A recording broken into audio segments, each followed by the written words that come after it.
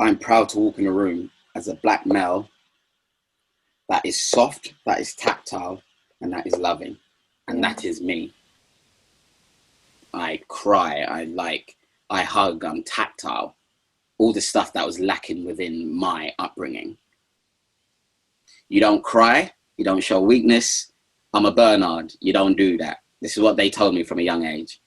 So I always had this on my shoulder. And then I started thinking, okay, my dad's sort of like this, my uncle's like this. Is this what it means to be a man? I started seeing all these things and I was like, oh, okay, is this what it means being a man, burying a lot of stuff? Now, I'm not very close to him.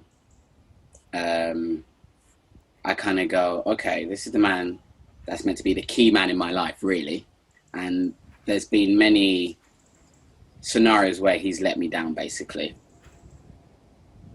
I don't need you to be there for me financially. I need you to be there for me emotionally.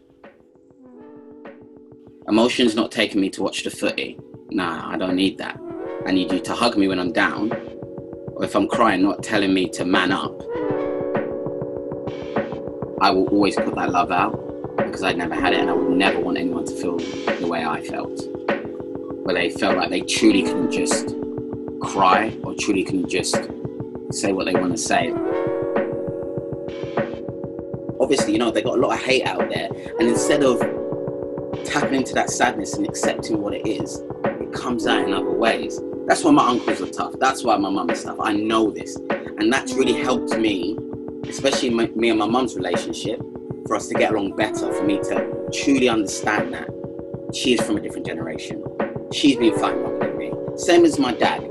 You know what? He couldn't show any sign of weakness in the world. So why would he show weakness when he came home? Do you know what I mean? So maybe that's what it is.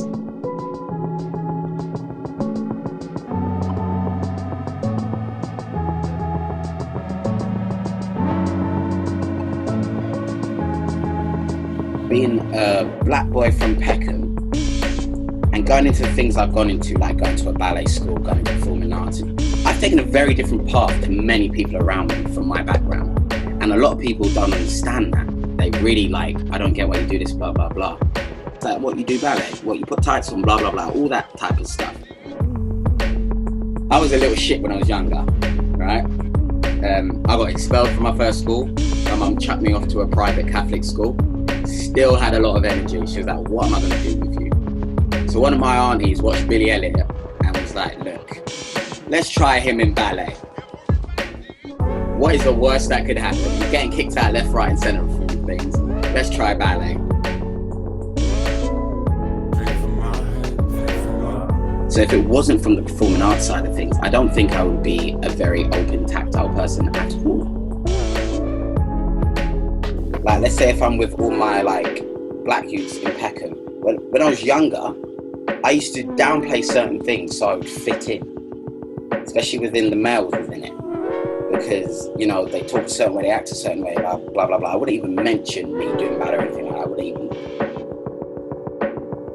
There's always a point within certain social situations where I feel like I have to act a certain way to fit in.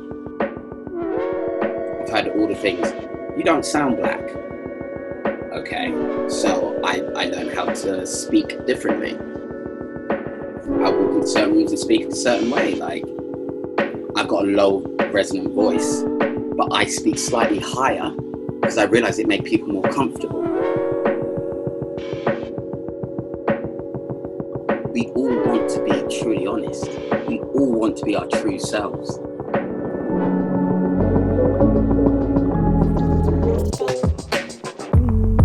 No matter what situation you're in, no matter what scenario, no matter who it is, to be truly honest is the most powerful, beautiful, loving thing you can do. You walk down your path and you decide to do that. And the people that will support you will be there, and the people that don't, you let them go.